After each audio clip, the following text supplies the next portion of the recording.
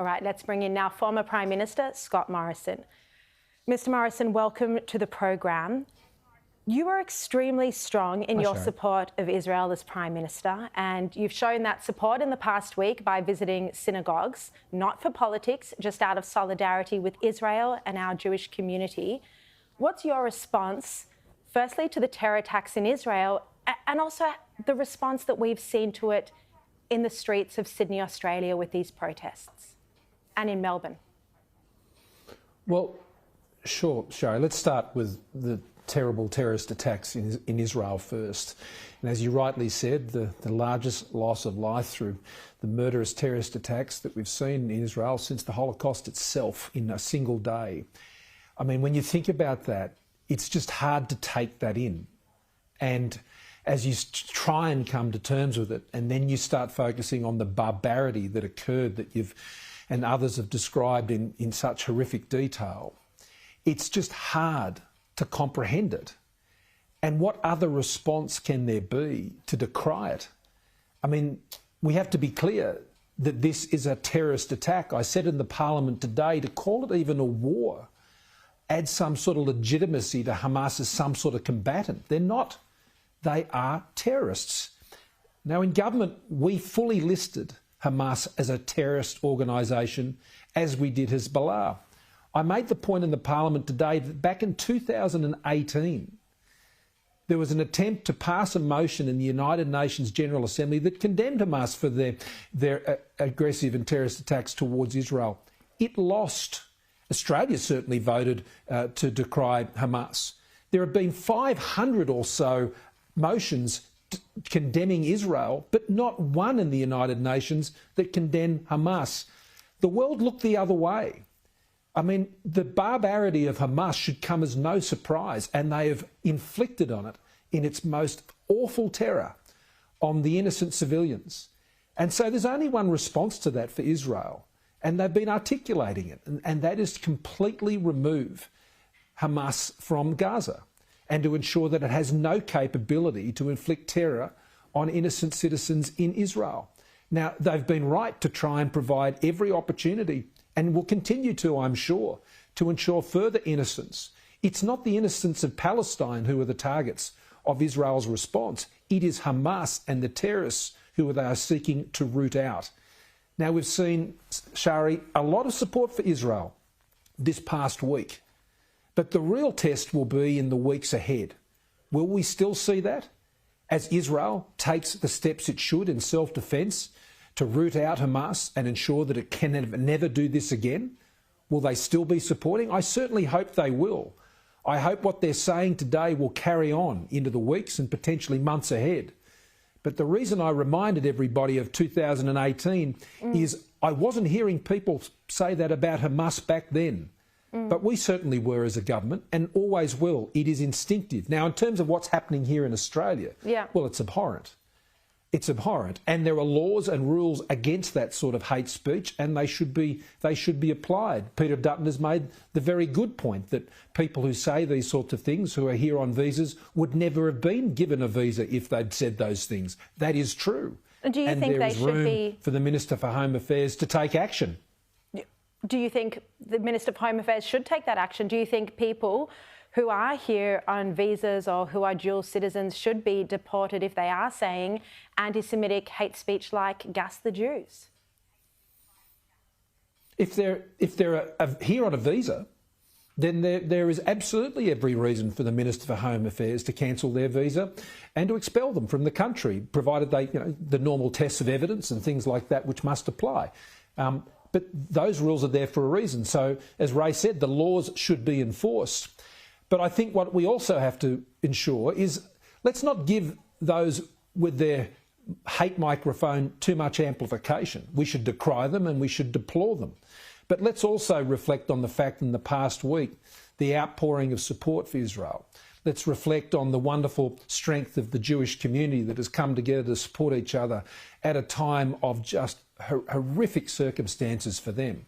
As I was there at the synagogue on Friday, I was encouraged by the optimism that despite everything that was happened, There they prayed, there they sang, there they read the Torah, there they comforted each other and were encouraged by the strong support they were getting from so many others.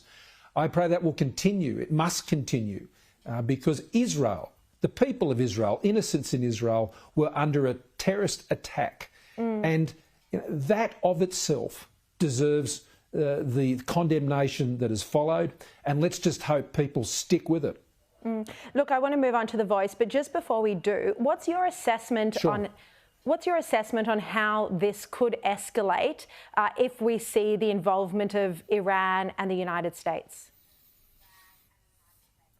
Well, you make a very good point about Iran. Let's not forget Iran funds Hamas. Iran funds terrorists. They fund them, they train them, and they equip them. Hamas would not have been able to undertake, I believe, these attacks without that support that comes from Iran. And we should be calling on Iran to cease and desist all of that activity. And their very diplomatic relations with Australia and countries like us should be at risk. The US have sent carriers. I'm optimistic that we won't see a broadening of this violence through the actions of other states and potentially of other terrorist groups like Hezbollah. I think and I hope that this will be contained to Israel's response to be able to eradicate Hamas from Gaza. And there needs to be a lot of effort which is placed on, well, what then happens? There needs to be transfer to a credible administration, Palestinian-led, in Gaza. Israel does not wish to occupy in Gaza. I don't believe that's their intention at all. But they can't just let terrorists sit there and lie in wait to strike on Israeli innocents. That's just not an option, and they should be supported to deal with it. Yeah. Now, look, let's turn to The Voice. This was an emphatic result on Saturday. Every state and territory except for the ACT voting no. Do you think this was the case of Australians rejecting being told what to do by elites in our country? Yes. I couldn't put it better myself. This was an elitist indulgence by the Prime Minister. And he was absolutely unpersuaded and not engaged in finding any form of consensus on this question that would have secured its success.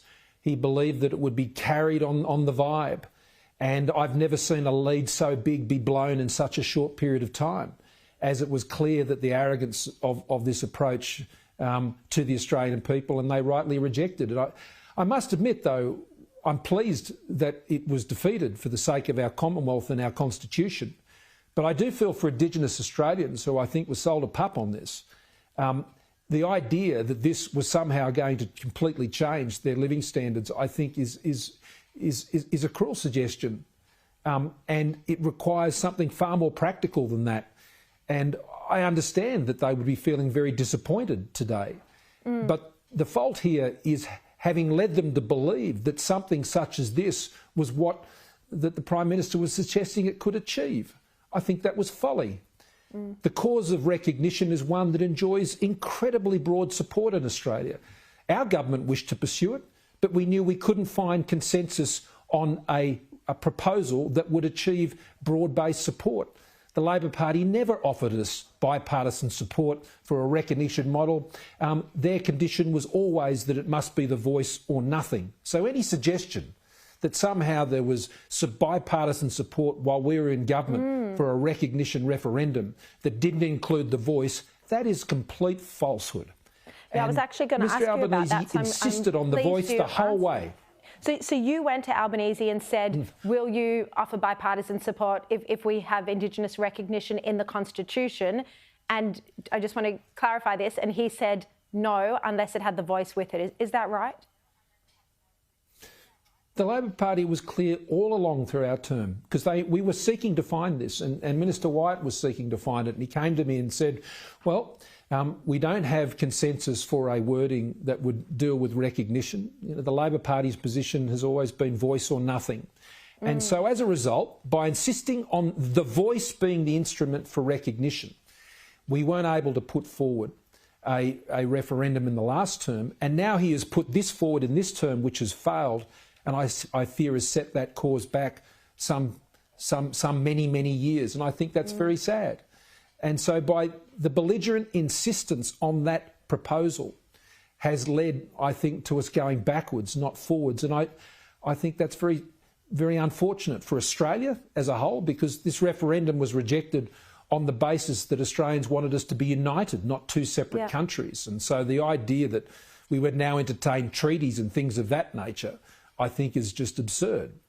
Mr Morrison, I just want to ask you about what the yes vote in the Teal seats means for the coalition going forward, because clearly it shows that in areas where the Liberal Party wanted to win back these Teal seats at the next election, their constituency was voting against what Peter Dutton was putting forward. So how does the Liberal Party possibly win these seats back?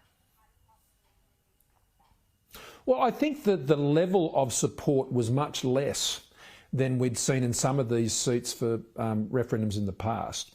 And I think I think that only highlights, why the yes vote was as low as it was, even in those seats, even though they were successful in many of those seats. But that said, I think there has been, a shift in those seats now going over some time. We saw that at the last election. I think that was present in the 2019 election.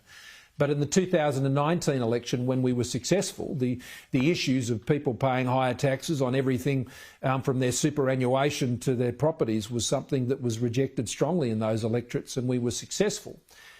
So, look, I think it does present challenges for us in those places, but I applaud the work that people like Paul Fletcher did. And Gillian Leese is a person of great integrity on many issues, and on this one he's always been consistent.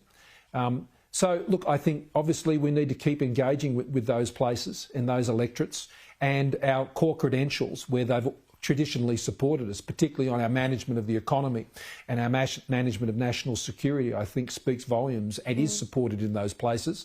But where other issues become more dominant, as they did at the 22 election, and when they're put in single issue form like we saw on the weekend, well, I'm not surprised that they have responded in the way they have. But you mentioned before Kylie Tink. Yeah. Yes, exactly. And her position on the Greens motion today is flabbergasting.